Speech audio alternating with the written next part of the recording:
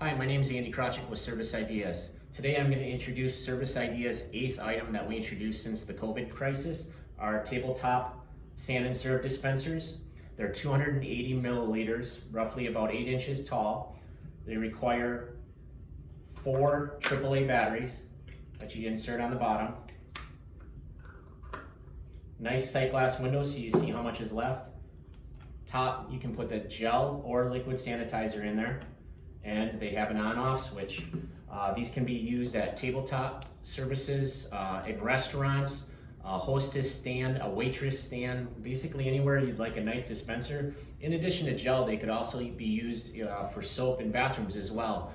As far as how much comes out, it's about a milliliter. It depends on the viscosity of the liquid or the gel. The on-off switch on top, this one happens to be on. You hold your hand about 1 inch to 1.5 inches, wait for it to stop dispensing, and there you go.